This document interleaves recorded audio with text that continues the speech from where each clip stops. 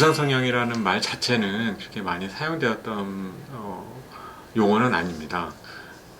영어로 크레니오플라스티라고 해서 두개골 성형 혹은 머리뼈 성형이라는 말은 있었는데, 사실 그렇게 말을 사용하다 보면 좀 더 머리뼈에 대한 재건 수술에 대해서 초점이 되어 있는 용어이기 때문에 제가 개원을 하면서 이 크레니오플라스티에 대한 한국어를 두상성형이라는 말로 바꿔서 사용하기 시작하였습니다.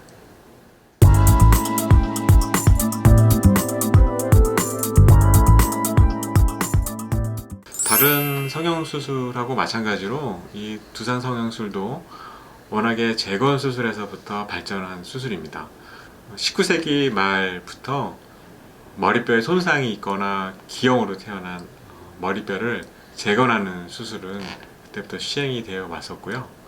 또 이러한 여러 가지 재료들을 많이 사용을 해서 하는 수술들도 있어 왔습니다.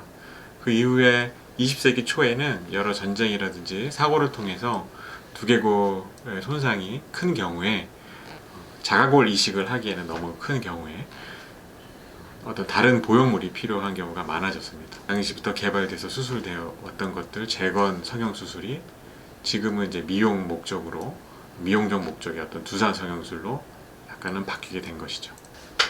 제가 2005년에 개원을 해서 현재까지 한 17년 정도 두상 성형을 시술을 하고 있습니다. 근데 처음에는 이런 수술이 굉장히 생소했고 어떤 학술적으로도 사실 정립된 바가 없었던 걸로 제가 기억을 합니다.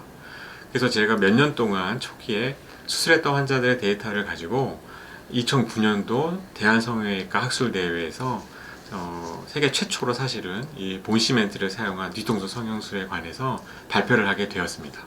그 수술에 대해서 일반인들 뿐만 아니고 성형외과 전문의 선생님들조차도 잘 모르고 계셨기 때문에 이 수술에 대한 정보와 어떤 환자들에 관한 어떤 결과들, 데이터들을 좀 알려드리고 싶어서 발표하게 되었습니다. 학술대회 발표를 하고 나니까 다른 동료 선생님들의 반응이 굉장히 다양했습니다.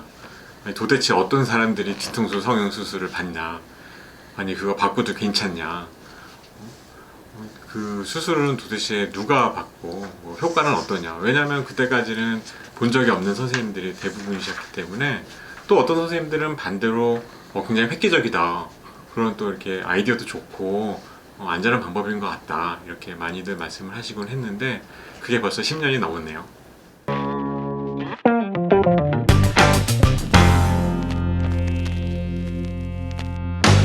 예전에 어떤 젊은 여성분이 상담을 오셨는데요.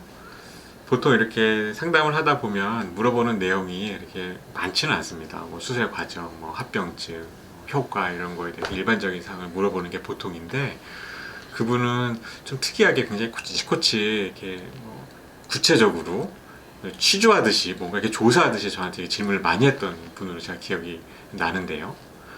그 일이 있고 나서 한 1, 2주 있다가 어떤 신문에 기사가 하나 났어요. 뒤통수 수술까지 이렇게 부추기는 성형공화국이라고, 약간 좀 이렇게 성형수술에 대해서 안 좋게 보는 내용의 기사가 났었어요. 이 신문 기사의 주요 내용은 이 뒤통수 성형수술이 아직 검증되지도 않고 또 위험한 수술인데, 성형을 너무나 좋아하고 성형에 중독된 사람들이 이제 더 이상 할 데가 없으니까 뒤통수까지 수술한다는 식으로 좀 폄하하면서 약간 좀 오버성 기사처럼 났던 거가 기억이 납니다. 사실 그 전에 몇 해 동안 학술대에서도 발표도 많이 하고 했었는데, 뭔가 이렇게 체계화된 어떤 검증된 시스템을 통해서 이 수술 방법과 결과들을 좀 알려야 되겠다라는 결심을 하게 되었습니다. 그 중에 한 가지 방법이 SCI급 논문을 등재를 시키는 거라고 저는 생각을 하였고, 그때부터 이제 논문 준비를 하고 그때까지 수술 받았던 환자들의 데이터를 모아서 SCI 논문 중에 하나인데요. 저널 오브 크레니오페이셜 서저리라고 미국 두개안면 성형외과 학회지가 있습니다. 거기에 제가 2015년 세계 최초로 이 본시멘트를 사용한 뒤통수 성형술에 관한 논문을 등재하게 되었습니다.